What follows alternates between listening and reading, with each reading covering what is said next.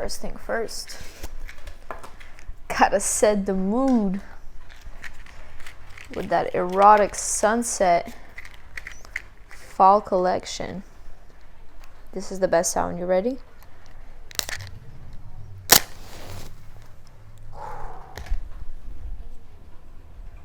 The sound of a match is impeccable.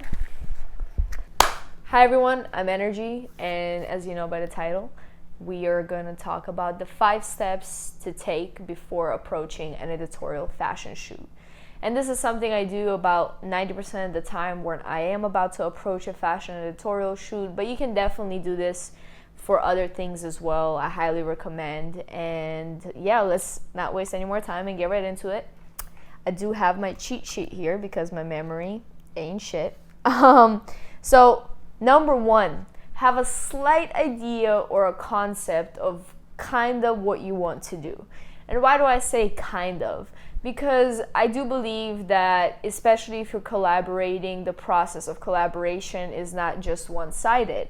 It requires a team and a team effort. So when I say have a slight idea or a mood board, I mean literally that. Maybe you just have a sentence that can explore into other things, or you've seen an image that you kind of really like and you want to explore it in your own way. Whatever it might be, I think it's very important. When it comes to specifically having that concept, I always recommend to make a mood board. And you can do a mood board in many different ways. My number 1 thing is definitely Pinterest is the GOAT. You can also, if you have books and magazines, I highly recommend to go through them, take pictures, scan things, and so on. If you're on Instagram or other things, I do highly recommend to maybe just screenshot things, scan them, or obviously make a mood board.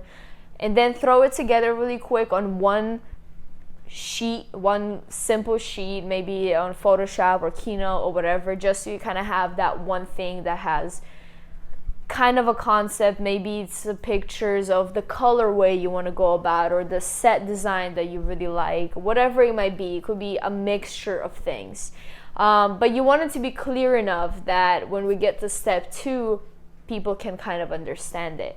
So that would be one way to approach the concept. Another way I can recommend is if you actually have a very sturdy idea and you really have all of it in your head and you really are just really want to do this specific thing, then I say make more sufficient and more detailed mood boards.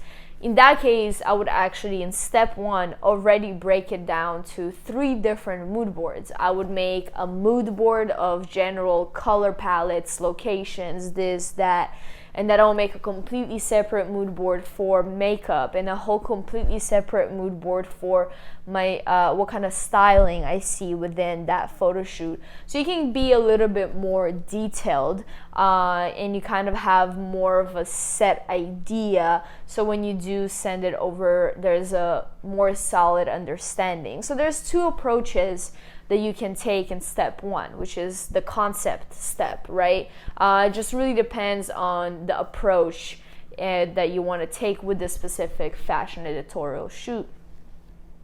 And that leads us to step 2, and that's pick your team, right? Find your team. Usually on an editorial photo shoot, there is a makeup artist, a stylist, maybe a set designer, maybe an assistant, right? So you kind of create your own team before you even get to the modeling and so on. Now, the reason in step 1 I talked about a light mood board is because collaboration, right? Sometimes if you work with a certain people, maybe you want to get their own perspective on it, or maybe they have ideas for it. So I can send it to my makeup artist, look, this is kind of the mood I'm going for, and the makeup artist can let me know. It's okay, awesome, I actually have these cool looks I think would look really cool, or this is something I really wanted to try, I think would fit. And the same with the stylist. It's like, oh, actually I pulled this really cool piece, I think it will work here, right? So you're allowing a space of collaboration and a space of teamwork where everybody really come together and put their efforts together to create this overall concept and photo shoot. Now, when it comes to the other step of like you creating a more solid idea mood board, you know, approach the team in that way. It's like, hey guys, this is really, really my vision. What do you think? I think being open about it is also very important. Also listen to them, right? Ask the right questions, especially if it's something you do as a collaboration or for free or on a low budget. Ask if it's something that they want to add on their portfolio, because maybe they already have something similar in their portfolio like this, and that's not necessarily something they're looking to do again because they already done something so similar. So then you give a space of being like, hey, actually I kind of already I already styled something in all red look, so I'm kind of looking to expand that beyond. And that's when you kind of start to shift things and work, and if not, you can always keep your research on styling, but it just makes the process so much easier when you have like a rough draft kind of mood board that you can send over to the stylist and makeup artist and kind of discuss it further in a way that makes sense and really come together about it when it comes to that. And make sure you create chemistry, because having good chemistry between your teammates is very important. Like, you'll find yourself at the end of the day working with a lot of the similar people because of the environment and the energy you create around it. So I think it's very important that you feel safe to discuss ideas and feedback and throw in different details without being scared to say anything. I think that's very important, being comfortable with your team. Step 3. So now that you kind of already have an idea, you already communicated with your whole team about kind of the vibe you're going for, you're not fully finalizing anything yet, because your next step is to find your talent, aka your model or actor, whatever it might be. So finding models is a question I get personally asked quite often. It's like, how do you work with these people? How do you come around? And it's really not that hard, right? Especially in this media world that we live in today, it's so simple. You can just send a DM to anybody, be like, hey, look, this is roughly what we're working on. This is my team.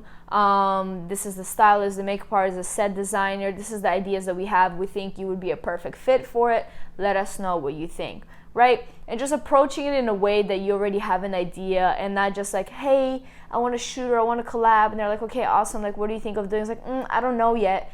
It's not as professional and it's not as forward thinking. I like to always come at least slightly prepared with a concept or something, kind of a mood in mind that I can explain to the person. So I think that's very important as well. You can also be on Instagram, talk to people on the street. I know this is COVID-19 and things are weird, but you can kind of feel somebody's aura, or you can see the way people dress and stuff like that. You can approach and be like, hey, you're really cool. I have this concept in mind. I think you'll be great for it, right? Or you can also approach model agencies, and I will make a whole different video on how to get model agencies to get you models and so on. That'll be a different video. Let me know if you want to see that video in the comments, and I'll make it sooner than later. And you can also write them an email really quick and be like, hey, I have this shoot, this is the day, this is kind of the team, do you have anybody that you think would fit, right? So there's a couple approaches you can take, but at some point you'll find your talent, you'll find your model or whatever it might be. And then that brings you to step 4. And step 4 is really taking step 1 through 3 and putting it together in an organized way. I personally like to use Keynote or, PowerPoint, Photoshop, Illustrator. People use different things. I use Keynote, and I make a little deck. It doesn't have to be too much detail, but basically has a breakdown of the general mood board, the styling mood board, makeup mood board, maybe set design mood board. Then it might have a picture of the talent with the sizes, if the stylist needs shoe sizes, height, and etc. Those are the things that you would put in there as well. And then one of the important things is called a call sheet. And in the slightest way to explain, a call sheet is basically a little table that you make that basically has the time, the location, and who should show up at what time. So if you've been on set before, you know that the makeup artist and the talent usually start earlier because they need to get ready and stuff like that. So you make a call sheet that kind of sets the teams and what times they should come.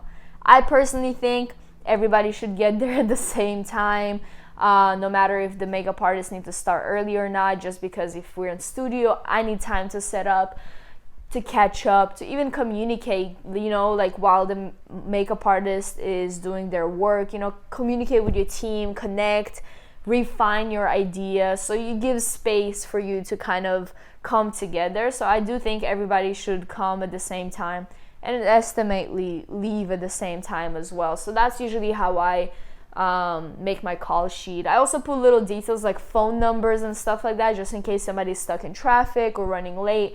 It's very easy to communicate with one another. I think that's also very important.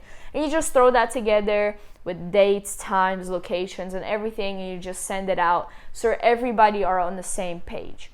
I usually try to even make a group chat in my text messages, because doing this for so many years, there's nothing I hated more than copying, pasting a message, then pasting it to somebody else, and doing this and doing that, and doing it over and over and over again. It became so overwhelmingly frustrating that I decided to, I don't know why it took me so long, but I decided to just start making group chats. And either way, that connects people together, because you never know, they might go and work together from that experience, and that already lets them be in contact together so easily. So I think that's also a great way to approach it.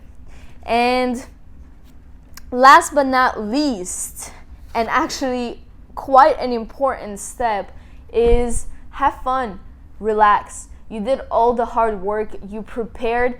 I call this even being overly prepared, in a way that you already have most of the things envisioned, and be okay with things are going to go wrong. They're always go wrong. They're not always going to be how you expected them to be, and that's for better or for worse, but that's part of the learning experience.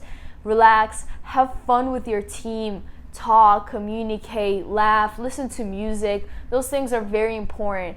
I think creating an organic workflow in an organic environment and atmosphere is crucial to the images that you create, because you can sense uncomfortableness through images. And I think to create a fun, relaxed environment is important. You guys did all the detailed production work beforehand. Now is the time to focus on creating those amazing images and making this really cool editorial and art and having fun with it.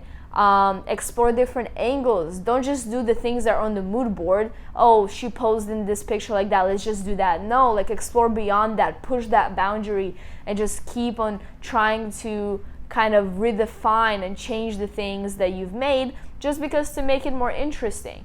And I think that's probably the most important thing. All the organization is very much necessary, but when it comes to the day of the shoot, you already done everything you could. You're here now. Enjoy this experience. Push it as much as you can and create some really cool stuff.